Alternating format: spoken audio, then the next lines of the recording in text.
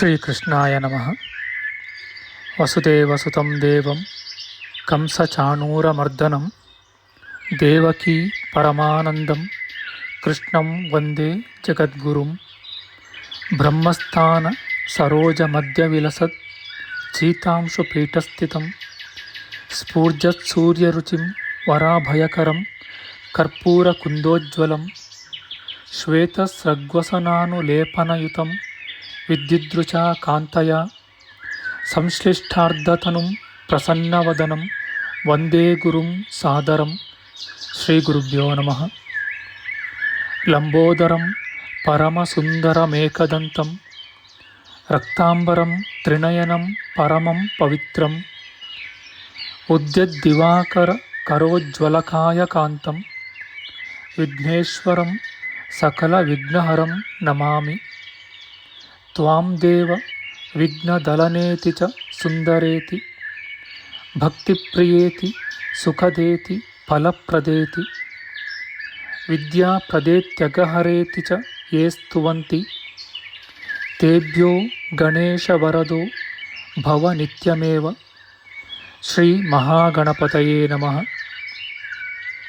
ಯಾ ಕುಂದೇಂದು ತುಷಾರಹಾರಧವಳ ಯಾ ಶುಭ್ರ ವಸ್ತ್ರಾವೃತ ಯಾ ವೀಣಾ ವರದಂಡಮಂಡಿತಕರ ಯಾ ಶ್ವೇತ ಪದ್ಮಾಸನ ಯಾ ಬ್ರಹ್ಮಾಚ್ಯುತ ಶಂಕರ ಪ್ರಭೃತಿಭಿಃ ದೇವೈಃ ಸದಾ ವಂದಿತಾ ಸಾ ಮಾಂ ಪಾತು ಸರಸ್ವತೀ ಭಗವತಿ ನಿಶ್ಶೇಷ ಜಾಡ್ಯಾಪಃ. ಶ್ರೀ ಸರಸ್ವತ್ಯೇ ನಮಃ. ವೇದಾರ್ಥತತ್ವವಿಶದೀಕರಣೇನ ಪುಂಸಾಂ ಉಚ್ಚೈರ್ಗತಿಂ ಜಗತಿಯೋ ದಯಾಯ ವಿಧಾತುಂ ರಮ್ಯಾಂ ಪುರಾಣಪದವೀಂ ಪ್ರಣಿನಾಯ ತಸ್ಮೈ ಲೋಕೇಶವೈಭವಪುಷೇ ಋಷಯೇ ನಮಸ್ತಾತ್. ತಸ್ಮೈ ವ್ಯಾಸಾಯ ಮುನಯೇ ಸರ್ವಜ್ಞಾಯ ಮಹರ್ಷಯೇ ಪರಾಶರ್ಯಾಯ ಶಾಂತಾಯ ನಮೋ ನಾರಾಯಣಾತ್ಮನೆ. ಶ್ರೀ ವ್ಯಾಸಾಯ ನಮಃ. ನಾರಾಯಣಂ ನಮಸ್ಕೃತ್ಯ ನರಂ ಚೈವ ನರೋತ್ತಮಂ ದೇವೀಂ ಸರಸ್ವತೀಂ ವ್ಯಾಸಂ ತತೋ ಜಯಮುದೀರಯೇತ್. ಕನಕರುಚಿದುಕೂಲಃ ಕುಂಡಲೋಲ್ಲಾಸಿಗಲ್ಲಃ ಶಮಿತಭುವನಭಾರಃ ಕೋಪಿ ಲೀಲಾವತಾರಃ ತ್ರಿಭುವನ ಸುಖಕಾರಿ ಶೇಷಶಾಯೀ ಮುಕುಂದೋ ಪರಿಕಲಿತರಮಾಂಗೋ ಮಂಗಲಂ ನಸ್ತನೋತು. ನಮಾಮಿ ಗೋವಿಂದ ಪದಾರವಿಂದಂ ಸದೇಂದಿರಾನಂದನಮುತ್ತಮಾಡ್ಯಂ ಜಗಜ್ಜನಾನಾಂ ಹೃದಯ ಸನ್ನಿವಿಷ್ಟಂ ಮಹಾಜನೈಕಾಯನಮುತ್ತಮೋತ್ತಮಂ. ನಮಸ್ತೆ ಚಕ್ರಹಸ್ತಾಯ ಶಾಂಗಹಸ್ತಾಯ ತೇ ನಮಃ. ನಂದಹಸ್ತಾಯ ತೇ ವಿಷ್ಣೋ ಶಂಖಹಸ್ತಾಯ ತೇ ನಮಃ. ಓಂ ನಮೋ ವಾಸುದೇವಾಯ ನಮಃ ಸಂಕರ್ಷಣಾಯ ಚ ಪ್ರದ್ಯುಮ್ನಾಯ ನಮಸ್ತುಭ್ಯಂ ಅನಿರುದ್ಧಾಯ ತೇ ನಮಃ. ಅನಾಕಾರೋ ಮಹೋಜಾಶ್ಚ ಯಶ್ಚಾದೃಷ್ಟಗತಿರ್ದಿವಿ ಜಗತ್ಪೂಜ್ಯೋ ಜಗತ್ಪ್ರಾಣಂ ತಂ ವಾಯುಂ ಪ್ರಣಮಾಮ್ಯಹಂ. ವಾಯುರೂಪಿ ಪರಮಾತ್ಮನೇ ನಮಃ. ಪ್ರಿಯ ಬಾಂಧವರೇ, ನಮ್ಮ ಈ ಶ್ರೀ ಲಾಲಿಕೃಷ್ಣ ಚಾನಲ್ಗೆ ಸ್ವಾಗತ. ಇಂದಿನ ವಿಡಿಯೋದಲ್ಲಿ ನಾವು ಶ್ರೀಮದ್ ವಾಯು ಮಹಾಪುರಾಣದ ಪ್ರಥಮ ಖಂಡದ 27ನೆಯ ಅಧ್ಯಾಯದ ಪೂರ್ವಾಂಶದ ವಿಚಾರ ಮಾಡೋಣ. ಈ ಅಧ್ಯಾಯದಲ್ಲಿ ಮಹಾದೇವನ ಅವತಾರ ವರ್ಣನೆ, ಈಶ್ವರನಿಗೆ ರುದ್ರ, ಭವ, ಶಿವ, ಪಶುಪತಿ, ಈಶ, ಭೀಮ, ಉಗ್ರ ಮತ್ತು ಮಹಾದೇವ ಎಂಬ ಅಷ್ಟನಾಮಗಳು, ಅಷ್ಟಸ್ಥಾನಗಳು, ಅಷ್ಟಪತ್ನಿಯರು, ಅಷ್ಟಕುಮಾರರ ವಿಚಾರ ಮಾಡೋಣ. ಶ್ರೀಕೃಷ್ಣಾಯ ನಮಃ. ಋಷಿಗಳು ಹೇಳುತ್ತಾರೆ, ಈ ಕಲ್ಪದಲ್ಲಿ ಸಾಧಕರಾದ ಮುನಿಗಳ ಸಂಗಡ ಮಹಾತ್ಮನು ಮಹಾದೇವನೂ ಆದ ರುದ್ರದೇವನು ಅವತರಿಸಿದನು ಎಂದು ಹೇಳಿರುತ್ತೀರಿ. ಈಗ ಅವನಿಗೆ ಯಾವ ಯಾವ ನಾಮಗಳು ಬಂದಿವೆ ಎಂಬುದನ್ನು ತಿಳಿಸಬೇಕು ಎಂದು ಸೂತರನ್ನು ಪ್ರಾರ್ಥಿಸಿದರು. ಸೂತಮುನಿಯು ಹೇಳುತ್ತಾರೆ, ಎಲೆ ಮಹರ್ಷಿಗಳೇ, ನಾನು ನಿಮಗಾಗಿ ಆದಿಯಲ್ಲಿ ಸೃಷ್ಟಿ ಕ್ರಮವನ್ನು ವಿಸ್ತಾರವಾಗಿ ಹೇಳಿರುತ್ತೇನೆ.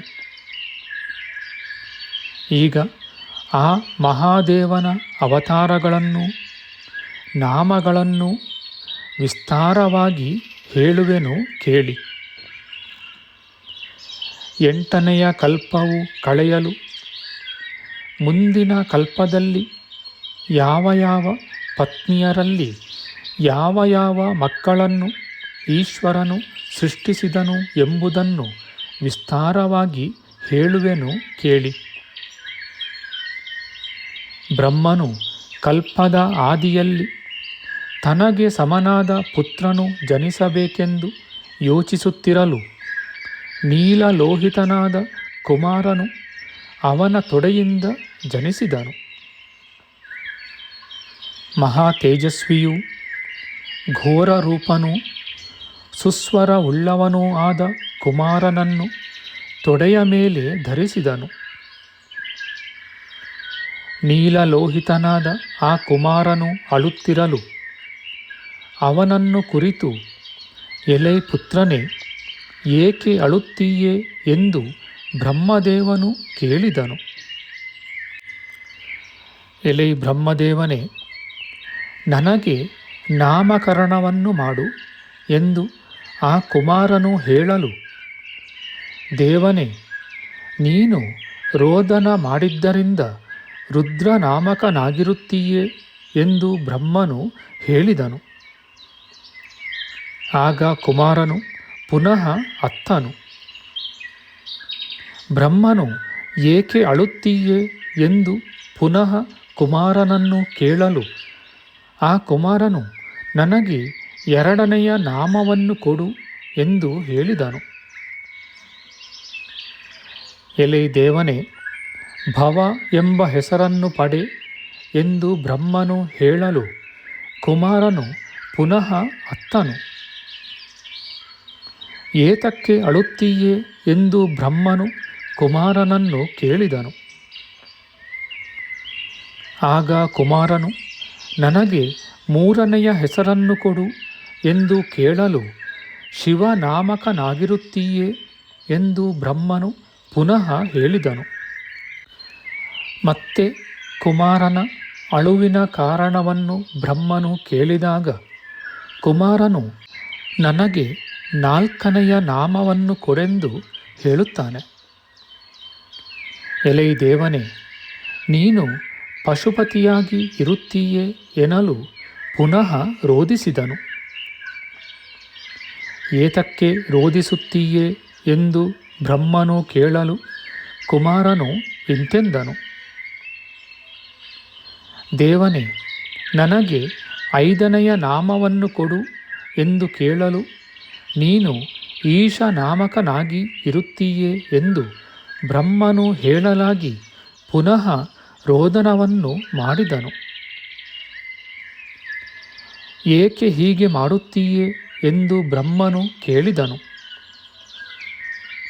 ನನಗೆ 6ನೆಯ ನಾಮವನ್ನು ಕೊಡು ಎನ್ನಲು ನೀನು ಭೀಮನಾಮಕನಾಗಿರುತ್ತೀಯೇ ಎಂದು ಹೇಳಲು ಪುನಃ ರೋದಿಸಿದನು. ಆಗಲೂ ಸಹ ಪೂರ್ವದಂತೆಯೇ ಪ್ರಶ್ನೆ ಮಾಡಿದನು. ದೇವನೇ, ನನಗೆ 7ನೆಯ ನಾಮವನ್ನು ಇಡು ಎಂದು ಕೇಳಲು ಬ್ರಹ್ಮನು ನೀನು ಉಗ್ರನಾಮಕನಾಗು ಎಂದು ತಿಳಿಸಲು ಪುನಃ ಪೂರ್ವದಂತೆಯೇ ರೋದಿಸಲು ಉಪಕ್ರಮಿಸಿದನು. ಪುನಃ ಏತಕ್ಕೆ ಅಳುತ್ತೀಯೇ ಎಂದು ಬ್ರಹ್ಮನು ಕೇಳಲು ನನಗೆ 8ನೆಯ ನಾಮವನ್ನು ವಿಧಿಸು ಎಂದು ಕುಮಾರನು ಕೇಳಿದನು. ದೇವನೇ, ನೀನು ಮಹಾದೇವ ನಾಮಕನಾಗಿರುತ್ತೀಯೆ ಎಂದು ಬ್ರಹ್ಮನು ಹೇಳಲು ಕುಮಾರನು ಸುಮ್ಮನಾದನು. ನೀಲಲೋಹಿತನಾದ ಈಶ್ವರನು ಆಗ ಚತುರ್ಮುಖನಾದ ಬ್ರಹ್ಮನಿಂದ ನಾನಾ ನಾಮಗಳನ್ನು ಪಡೆದು ಈ ನಾಮಗಳಿಗೆ ತಕ್ಕ ಪಂಚಭೂತಗಳಿಂದ ಕೂಡಿದ ವಸ್ತುಗಳನ್ನು ಕೊಡು ಎಂದು ಕೇಳಿದನು. ಅನಂತರ ಬ್ರಹ್ಮನು ನಿಯಮಿಸಿದ ನಾಮಾನುಗುಣವಾಗಿ ಸೂರ್ಯ, ಮಹಿ, ಜಲ, ಅಗ್ನಿ, ವಾಯು, ಆಕಾಶ, ಚಂದ್ರ, ಯಜ್ಞದೀಕ್ಷಿತ ಎಂಬ ಈ 8 ಸ್ಥಾನಗಳನ್ನು ಈಶ್ವರನು ವಾಸಿಸಲು ಏರ್ಪಡಿಸಿದನು. ಆಗ ಪೂಜ್ಯನೂ ಸ್ತುತ್ಯನೂ ಆದ ರುದ್ರದೇವನು ಅವುಗಳಲ್ಲಿ ವಾಸಿಸಿದನು. ಯಾರಿಗೂ ಹಿಂಸೆಯನ್ನು ಕೊಡಲಿಲ್ಲ. ಅನಂತರ ಬ್ರಹ್ಮನು ದೇವನಾದ ಈಶನನ್ನು ಕುರಿತು, ನಿನ್ನ ಭವವೆಂಬ 2ನೆಯ ನಾಮಕ್ಕೆ ಜಲವೇ ದ್ವಿತೀಯ ಶರೀರವೂ ಆಶ್ರಯವೂ ಆಗಿದೆಯೆಂದು ಹೇಳಿದನು. ಬ್ರಹ್ಮನು ಹೀಗೆ ಹೇಳಲಾಗಿ ಈಶ್ವರನು ತನ್ನ ಶರೀರದಲ್ಲಿ ಸ್ಥಿರವೂ ರಸಾತ್ಮಕವೂ ಆದ ಯಾವ ಜಲವು ಇತ್ತೋ ಅದನ್ನು ಅವನು ಪ್ರವೇಶಿಸಿದನು. ಇದರಿಂದ ಜಲವು ಈಶ್ವರನ 2ನೆಯ ಶರೀರವಾಯಿತು. ಚರಾಚರಾತ್ಮಕವಾದ ಸಕಲ ಭೂತಗಳು ಈಶ್ವರನಿಂದ ಹುಟ್ಟಿ ಅವನ 2ನೆಯ ಶರೀರವಾದ ಜಲವನ್ನು ಪಾನ ಮಾಡಿ ಜೀವಿಸುತ್ತವೆ. ಈ 2 ಕಾರಣಗಳಿಂದ ಈಶ್ವರನು ಭೂತಗಳಿಗೆ ನಿಯಾಮಕನಾಗಿರುವನು. ಆದುದರಿಂದ ಜಲವು ಈಶ್ವರನಿಗೆ ದ್ವಿತೀಯ ಶರೀರವಾಗಿರುವುದು. ಅದರಲ್ಲಿ ಜಲಮಲಗಳು, ನಗ್ನಸ್ನಾನ, ಉಗುಳುವುದು, ಮೈಥುನ, ಶಿರಸ್ನಾನ ಇವುಗಳನ್ನು ಯಾವಾಗಲೂ ಮಾಡಬಾರದು. ಪುಣ್ಯತೀರ್ಥದಲ್ಲಿ ಪ್ರೀತನಾಗಿ ಚಿರಕಾಲ ವಾಸಿಸಿದರೂ ಕೂಡ ಮೂಲ ಪರೀಕ್ಷೆಯನ್ನು ಮಾಡಬಾರದು. ಹೀಗೆ ಜಲವು ಶುದ್ಧಾಶುದ್ಧವಾದ ಈಶ್ವರನ ಶರೀರವಾಗಿರುವುದರಿಂದ ಎಂದಿಗೂ ದೂಷ್ಯವಾಗುವುದಿಲ್ಲ. ವರ್ಣಹೀನವೂ ದುರ್ಗಂಧವೂ ಅರುಚಿಯೂ ಅಲ್ಪವೂ ಆಗಿರುವ ಜಲವನ್ನು ತ್ಯಜಿಸಬೇಕು. ಸಮುದ್ರವು ಜಲಕ್ಕೆ ಆಧಾರವಾಗಿದೆ. ಆದುದರಿಂದ ಜಲವು ಸಮುದ್ರಕ್ಕೆ ಹೋಗಲು ಬಯಸುತ್ತದೆ. ಜಲವು ಸಮುದ್ರವನ್ನು ಹೊಂದಿ ಪವಿತ್ರವೂ ಅಮೃತವೂ ಆಗಿರುತ್ತದೆ. ಆದ್ದರಿಂದ ಸಮುದ್ರಕ್ಕೆ ಹೋಗುವ ಜಲವನ್ನು ಯಾರೂ ತಡೆಯಬಾರದು. ಅದು ಸರ್ವದಾ ಸಮುದ್ರಕ್ಕೆ ಹೋಗಲು ಇಚ್ಛಿಸುತ್ತದೆ. ಯಾವ ಈಶ್ವರನು ಸರ್ವದಾ ಜಲದಲ್ಲಿ ವಾಸಿಸುವನೋ ಅಂತಹ ದೇವನು ಅವರಿಗೆ ಹಿಂಸೆಯನ್ನು ಮಾಡುವುದಿಲ್ಲ. ಅನಂತರ ಬ್ರಹ್ಮನು ಕೃಷ್ಣಲೋಹಿತನೂ ದೇವನೂ ಆದ ಈಶ್ವರನನ್ನು ಕುರಿತು, ಎಲೆ ಸ್ವಾಮಿಯೇ, ಭೂಮಿಯು ಸರ್ವನಾಮಕವಾದ ನಿನ್ನ 3ನೆಯ ಶರೀರವಾಗಿದೆ. ಹೀಗೆ ಬ್ರಹ್ಮನು ಹೇಳಲಾಗಿ ಭೂಮಿಯು ಆ ಪರಮೇಶ್ವರನ ಸ್ಥಿರವೂ ಅಸ್ಥಿ ಸಂಜ್ಞಿಕವೂ ಆದ ದೇಹವನ್ನು ಪ್ರವೇಶ ಮಾಡಿತು. ಆದ್ದರಿಂದ ಆ ಭೂಮಿಗೆ ಶರ್ವವೆಂಬ ನಾಮವು ಪ್ರಾಪ್ತವಾಗಿದೆ. ಆದುದರಿಂದ ಜ್ಞಾನಿಯಾದವನು ಭೂಮಿಯನ್ನು ಈಶ್ವರನ ಶರೀರವೆಂದು ತಿಳಿದು ಅದರಲ್ಲಿ ಜಲಮಲಗಳನ್ನು ಸ್ವೇಚ್ಛೆಯಾಗಿ ವಿಸರ್ಜಿಸಬಾರದು. ಹಾಗೆಯೇ ಛಾಯೆಯಲ್ಲಿಯೂ ಸೋಪಾನಗಳಲ್ಲಿಯೂ ಪರಿಶುದ್ಧವಾದ ಸ್ಥಳದಲ್ಲಿಯೂ ಜಲಮಲಗಳನ್ನು ವಿಸರ್ಜಿಸಕೂಡದು. ಪುರುಷನು ತನ್ನ ತಲೆಗೆ ವಸ್ತ್ರವನ್ನು ಸುತ್ತಿಕೊಂಡು ಹುಲ್ಲು ಕಡ್ಡಿಗಳಿಂದ ಭೂಮಿಯನ್ನು ಮುಚ್ಚಿ ಅದರಲ್ಲಿ ಜಲಮಲಗಳನ್ನು ಬಿಡಬೇಕು. ಹೀಗೆ ಯಾವನು ಮಾಡುವನೋ ಅವನಿಗೆ ಈಶ್ವರನು ಯಾವ ವಿಧವಾದ ಹಿಂಸೆಯನ್ನು ಮಾಡುವುದಿಲ್ಲ. ನಮ್ಮ ಮುಂದಿನ ವಿಡಿಯೋದಲ್ಲಿ ನಾವು ಶ್ರೀಮದ್ ವಾಯು ಮಹಾಪುರಾಣದ ಪ್ರಥಮ ಖಂಡದ 27ನೆಯ ಅಧ್ಯಾಯದ ಉತ್ತರಾಂಶದ ವಿಚಾರ ಮಾಡೋಣ. ಆಧ್ಯಾತ್ಮಿಕ ಚರ್ಚೆ ಮತ್ತು ವಿಚಾರ ವಿನಿಮಯಕ್ಕಾಗಿ ಶುರು ಮಾಡಿದ ಈ ಚಾನಲ್ನಲ್ಲಿ ನಾವು ಅಪ್ಲೋಡ್ ಮಾಡುವ ಎಲ್ಲ ವಿಡಿಯೋಗಳನ್ನು ಸಂಪೂರ್ಣವಾಗಿ ನೋಡಿ ನಿಮ್ಮ ಸಲಹೆಗಳನ್ನು ಕಮೆಂಟ್ ಬಾಕ್ಸ್ನಲ್ಲಿ ಬರೆಯಿರಿ. ಈ ಚಾನಲ್ಗೆ ಸಬ್ಸ್ಕ್ರೈಬ್ ಮಾಡಿ ಹಾಗೂ ಬೆಲ್ ಬಟನ್ ಒತ್ತಿ ನಾವು ಹಾಕುವ ಎಲ್ಲ ವಿಡಿಯೋಗಳನ್ನು ನೋಡಿ ಪ್ರೋತ್ಸಾಹಿಸಿ.